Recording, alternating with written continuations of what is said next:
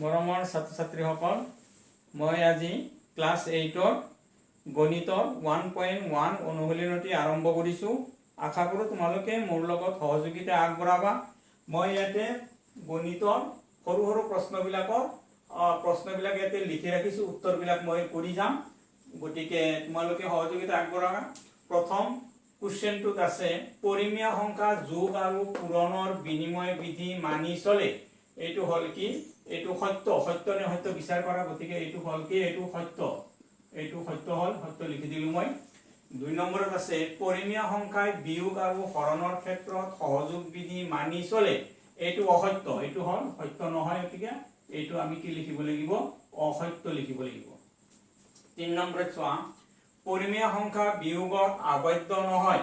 এইটো অসত্য, এইটো আমাৰ অসত্য হ'ব। গতিকে অসত্যটো মই লিখি দিছো। শূন্যৰ প্ৰতিক্ৰম নাই, এইটো সত্য, এইটো শূন্যৰ কোনো প্ৰতিক্ৰম নাই, এইটো সত্য কথা। গতিকে এইটো সত্য হৈ গ'ল। শূন্যটো পৰিমেয় সংখ্যা, এইটো অসত্য, শূন্যটো পৰিমেয় সংখ্যা হয়, এইটো সত্য হয়। 3/2 into 5/6 into 4/7 is equal to 4/7 5/6 3/2। এইটো ইফালে আছে, অলপ ইফাল ইফাল কৰি দিছে এইটো। গতিকে এইটো সত্য, এইটো পূৰণফলটো সত্য হ'ব। অলপ ইফাল ইফাল কৰিলে একো নাই। গতিকে 7 নম্বৰটো চাওঁ 5/9 এইটো আছে, এইটো 5/9 টো ইফালে পূৰণ কৰা নাই, এটাত পূৰণ কৰিছে, ইয়াতে কৰা নাই। গতিকে এইটো অসত্য হ'ব, এইটো অসত্য হ'ব, এইটো অসত্য হ'ব, ইফালে পূৰণ কৰা নাই। এইটো কি কৰিছে, এইটো ব্ৰেকেট আনিছে, এইটো মাইনাছ হ'ব লাগিছিল, ব্ৰেকেট আনিলে। গতিকে এইটো মাইনাছ আনিব লাগিছিল। গতিকে এইটো মাইনাছ আনা নাই, প্লাছ ৰাখি থৈ দিছে, অসত্য হ'ব। এইটো কি হ'ব, অসত্য হৈ যাব।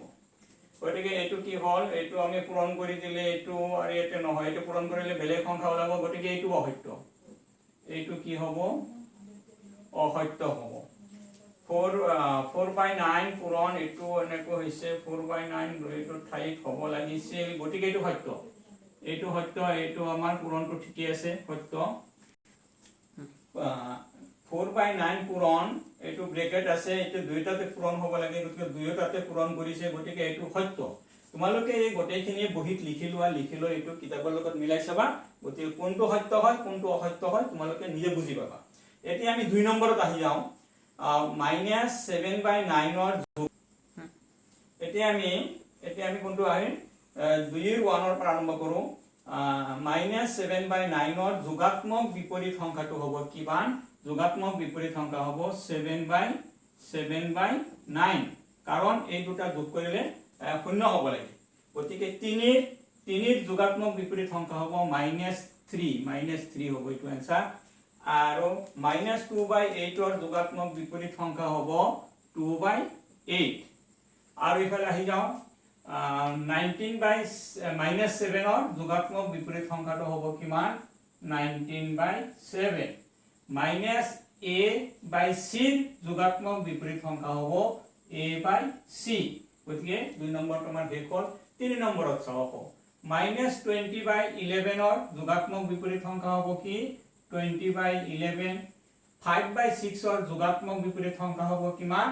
-5/6। এতিয়া 4 নম্বৰত আহি যাওঁ। -13 ৰ গুণাত্মক বিপৰীত সংখ্যা, গুণাত্মক বিপৰীত সংখ্যা হলে কি হ'ব? -1/13। গতিকে এইটো আমাৰ কি আছে, পূৰণ কৰি দিয়া আছে।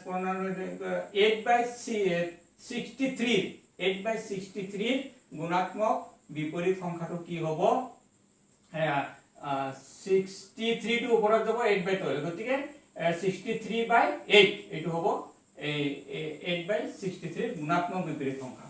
সেইদৰে -2 × 2/5 পূৰণ কৰি দিলে 4/5। -4/5 ৰ গুণাত্মক বিপৰীত সংখ্যাটো হ'ব কিমান? 5/4। তো -1 ৰ গুণাত্মক বিপৰীত সংখ্যা হ'ব -1।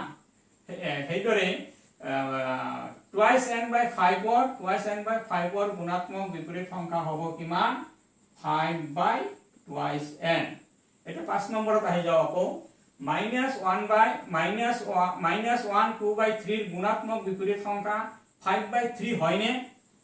5/3 হয়নে নহয় কাৰণ এইটো পূৰণ কৰিলে 1 ৰ সমান নহয় গতিকে এইটো হ'ব নোৱাৰে 1 ৰ গুণাত্মক বিপৰীত সংখ্যা কিমান হয় 1 ৰ বিপৰীত সংখ্যা 1 হয় গতিকে এইটো 1 এ আছে 1 ৰ যোগাত্মক বিপৰীত সংখ্যা কি হ'ব -1 হ'ব গতিকে এইটো আছে -4/9 ৰ গুণাত্মক বিপৰীত সংখ্যা -4/9 ৰ গুণাত্মক বিপৰীত সংখ্যা হ'ব কিমান -9/4 -9/4 11/16 ৰ গুণাত্মক বিপৰীত সংখ্যা হ'ব কিমান 16/11 এফালে চাও 2/3 8 নম্বৰৰ 2/3 ৰ প্ৰতিক্ৰম কি হ'ব 2/3 ৰ প্ৰতিক্ৰম এইটো 3 টো ওপৰত যাব 2 টো তলত আহিব -5/12 ৰ প্ৰতিক্ৰম হ'ব কি ইয়াৰ বিপৰীত সংখ্যা প্ৰতিক্ৰম হ'ব -12/5 সেইদৰে